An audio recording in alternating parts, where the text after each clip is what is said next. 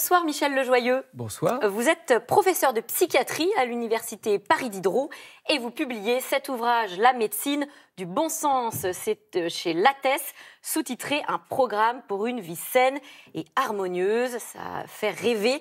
Michel Lejoyeux, vous nous proposez de mieux vivre sans faire appel aux médicaments, à la technologie. Vous donnez toute une série d'astuces, de conseils et vous commencez par celui-ci. Il faut retrouver la confiance en soi préhistorique. Qu'est-ce que ça veut bien dire cela ? Oui, on a en nous des super pouvoirs de santé qu'on a depuis très longtemps, mais dont on vient seulement de découvrir, un, comment ils marchent, et deux, comment les utiliser. Alors, vous donnez l'exemple, très concrètement, puisqu'on parle d'hommes préhistoriques, de ces hommes qui avaient souvent faim. Et vous dites, mais c'est une bonne chose. Alors que nous, on a plutôt tendance à penser l'inverse, que c'est bien d'avoir le ventre rempli. Oui, mais on vient de s'apercevoir que le moment où vous êtes la plus intelligente, où j'espère l'être aussi, c'est au réveil, avant le petit déjeuner, quand on a l'hypoglycémie du matin, à ce moment-là, on est un tout petit peu stimulé, nos neurones sont stimulés par la toute petite faim que représente le fait de ne pas prendre son petit déjeuner. Donc vous voyez, une chose très simple. Donc ça veut dire que le matin, quand on se réveille, il vaut mieux travailler d'abord, puis prendre son petit déjeuner ensuite ? Absolument, on peut prendre un thé ou un café sans sucre et profiter de ce tout petit jeûne du matin pour être au maximum de concentration. Alors, vous dites aussi qu'il faut attendre d'avoir faim pour manger. Bon, ça paraît plein de bon sens, mais c'est vrai qu'on ne le fait pas forcément puisqu'on attend des heures fixes. Ça veut dire qu'on a le droit de sauter des repas ? On a le droit de sauter des repas, pas exagérément, et là encore sous contrôle médical. Je ne veux pas vous inciter quand même à déclencher des grands jeûnes. Le bon sens, c'est aussi ça, c'est faire confiance en sa nature et ne pas contrarier sa nature. Alors, autre idée reçue que vous battez en brèche, ce sont les petits coups de déprime. Vous dites que ce n'est pas forcément mauvais signe. Oui, c'est assez amusant parce que quand on voit les gènes qui nous viennent d'il y a très longtemps, on voit que ceux qui ont été capables de temps en temps de se replier sur eux-mêmes, ceux qui ne sont pas dans l'euphorie ou l'excitation perpétuelle vont bien. Donc être capable, quand ça ne va pas bien, de prendre un peu son temps, ça aussi c'est un signe de bonne santé. Alors, on vit tous dans un monde hyper connecté, les ordinateurs, les téléphones portables. Quels sont vos conseils pour nous aider à lutter contre le surmenage ? À peut-être ralentir, parce que c'est souvent plus facile à dire qu'à faire. Peut-être faire très simplement une petite expérience de méditation. Par exemple, vous vous imaginez avec un drone qui passe au-dessus de votre corps, de la tête aux pieds, et vous allez comme ça reconnecter votre corps et votre esprit. Avec un drone ? Vous vous imaginez un drone passant, donc comme ça vous visualisez toutes les parties de votre corps. C'est une technique qui est utilisée aujourd'hui et qui vient par exemple de la sagesse chinoise. Oui, c'est des sortes de techniques de méditation finalement qu'on utilise. Alors, vous donnez l'exemple aussi du chauffeur de bus. Et vous dites, c'est un sage oriental qui s'ignore. Alors, c'est assez surprenant comme référence. Dites-nous en quoi un chauffeur de bus est un sage qui s'ignore. C'est un exercice que je propose souvent à mes patients. Dans un bus, il y a des gens qui rentrent, des gens sympathiques, des gens moins sympathiques. Qu'est-ce qu'il fait le chauffeur de bus ? Il continue à conduire son bus. C'est un beau modèle. On va avoir en nous des émotions désagréables, des émotions agréables. Mais ce qui est important, c'est de rester concentré sur l'instant présent et sur ce qu'on fait. Et se représenter en chauffeur de bus, vous verrez, c'est une petite image, mais ça peut bien aider. Mais pourquoi c'est important finalement de rester concentré sur l'instant présent ? C'est bien aussi d'anticiper, de prévoir. Oui, mais si à chaque fois qu'une émotion désagréable vous envahit, vous arrêtez de conduire votre bus, vous lâchez tout, c'est ça un petit peu des petits exercices de lâcher prise. Alors, quand on va trop vite, vous le dites, finalement, on ne raisonne pas bien. Et vous mettez dans votre livre une image qui nous aide à conceptualiser cette réflexion. On va la regarder ensemble.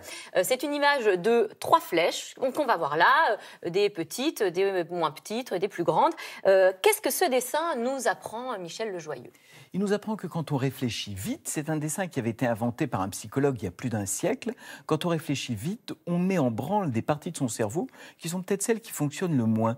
Pourquoi ? Là, on voit 3 flèches. Donc, oui. On va les revoir à nouveau. Il y a une petite, une grande et une moyenne. Oui, et alors, vous avez peut-être l'image d'après, où on voit la vraie longueur des flèches. Quand on prend un peu le temps, on s'aperçoit qu'elles sont toutes de la même longueur. Et il y a plein de situations où on va s'énerver, où on va s'angoisser, où on va se mettre en colère, simplement parce qu'on a réfléchi trop vite, on a réagi trop vite. Donc faire ce petit réapprentissage de la lenteur, pas être complètement mou évidemment, va nous aider à faire moins d'erreurs. Alors on parle de lenteur, est-ce que ça veut dire que le sport, on oublie ? Ah non, le sport, on n'oublie pas, ça nous vient de partout. On vient de découvrir que la marche, ça fait pousser les neurones. Vous savez, l'activité physique, ça augmente un facteur de croissance qui est le facteur de croissance des neurones. Si on veut lutter contre l'Alzheimer, si on veut prévenir ses capacités intellectuelles, 30 minutes d'activité physique par jour, tranquille, c'est bon pour le cœur et c'est aussi bon pour les neurones. Et vous dites que marcher dans la nature, ça permet aussi de lutter contre la dépression ou la déprime. Ça, c'est prouvé? Bien sûr, pour plein de raisons, et y compris par le fait que l'activité physique augmente les bons neurotransmetteurs, augmente même les morphines naturelles. Si vous mettez les mains dans l'eau glacée après avoir marché 30 minutes, vous allez être l'eau glacée va être moins désagréable parce que vous avez augmenté vos endorphines. On a à notre portée, je vous le redis, des petits pouvoirs dont on ne se sert pas assez. Alors, on entend un peu tout et son contraire sur l'alimentation et notamment sur la mode des régimes, tous les régimes alimentaires dont on entend parler. On entend beaucoup parler en ce moment du régime paléo, ça fait référence au paléolithique. Qu'est-ce que vous en pensez, vous? Est-ce que c'est un bon régime? Alors, certainement pas d'aller manger comme des hommes préhistoriques uniquement de la viande. La viande crue, surtout qu'aujourd'hui on dit qu'il faut manger de moins en moins de viande tout de même pour la planète. Mais il nous vient des aliments anciens dont on découvre les pouvoirs. Il y en a deux, peut-être trois. Le premier, c'est les feuilles de menthe, qui étaient présentes dès la préhistoire, et on s'aperçoit que de l'eau avec de la menthe va diminuer l'angoisse, diminuer l'impulsivité. Une autre chose sont les graines de caroube. Les graines de caroube remplacent le sucre, vont vous donner des sucres lents, parce que s'il y a bien une chose qui est bonne dans le régime paléo, comme vous dites, c'est qu'on ne va pas trop prendre de soda. Je crois pas qu'on on les mange comment, les graines de caroube? on les mange, on les croque, et elles vont vous apporter plus de sucre lent que de sucre rapide. Et la troisième chose? La troisième chose sont des aliments un peu consistants. Quand vous avez une fringale terrible, vous savez, on est peut-être à l'heure où on se dit c'est bientôt le dîner, je mangerai bien. Mangez lentement, en mastiquant un aliment consistant, va à la fois vous rendre de bonne humeur et diminuer les fringales. Alors, on parle de bonne humeur et je crois aussi que l'art tient une place importante dans votre livre. Vous nous donnez quasiment une ordonnance d'œuvres d'art pour se sentir bien.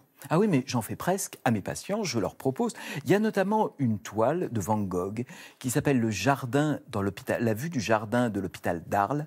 Qu'on voit à l'écran, en effet. Étonnante toile qui vient d'être utilisée par un laboratoire de psychologie japonais qui a montré que si on reste 10 minutes devant cette toile, c'est long 10 minutes, en pleine conscience, on va profiter de la lumière de la toile, des émotions positives et on va se faire du bien. Vous voyez, on a vraiment des toutes petites choses à notre portée. Alors, autre moyen incroyable aussi, effectivement, à notre portée pour lutter contre le stress, vous dites que c'est la musique. Et alors, vous nous donnez quasiment une ordonnance musicale. On va la voir. Alors, il y a le deuxième mouvement de la sonate pathétique de Beethoven, la ronde des princesses de Stravinsky, Mozart, la marche turque. Quel rapport avec la lutte contre le stress? Parce qu'on a découvert aujourd'hui que ces musiques, dont on a validé le choix scientifiquement, baissent la tension et augmentent la bonne humeur. Il y a des musiques qui vous font vraiment aller mieux. Vous dites qu'il y en a même qui rendent plus intelligent. Oui, toutes celles-là vont rendre plus intelligent à quelques conditions près. Qu'on ne l'ait pas en fond sonore, la musique en permanence dans les écouteurs. Il faut être concentré. Il faut être concentré, plutôt le soir, et dans des moments où on est détendu physiquement. Donc 10 minutes de musique le soir va vraiment vous aider à être de bonne humeur. Bon, une dernière quand même réflexion sur votre livre qui fait vraiment beaucoup de bien parce que vous remettez l'optimisme au centre vraiment du débat et vous dites l'optimisme augmente les performances scolaires, professionnelles, permet de lutter et de mieux résister aux bactéries et entre autres pour rester optimiste, eh bien vous donnez une piste qui me tient particulièrement à cœur. C'est le bavardage. Vous réhabilitez, professeur Le Joyeux, le bavardage. Pourquoi? Quelles sont ses vertus? Extraordinaire. Notamment, alors ça nous vient de la préhistoire, où on s'est aperçu que quand on parle pour ne rien dire, il y a plein de qualités. On est en accordage émotionnel. Le bavardage, il y a toujours un peu d'émotion, toujours de transmission d'émotion. On apprend aussi à communiquer directement. Quand on bavarde, on ne dit jamais des choses très compliquées, vous avez remarqué. C'est tellement vrai qu'aujourd'hui, en psychologie, on fait des exercices de bavardage, là encore pour se faire du bien au cerveau et aux émotions. Eh bien, écoutez, merci beaucoup, professeur Le Joyeux. On a tous les bons conseils et toutes les astuces qu'il faut pour repartir du bon pied. Merci à vous. Je rappelle le titre de votre livre, La médecine du bon sens, aux éditions Lattès, sous-titré Un programme pour une vie saine et harmonieuse. Tout de suite, c'est dans l'air, c'est dans un instant. Ne bougez pas.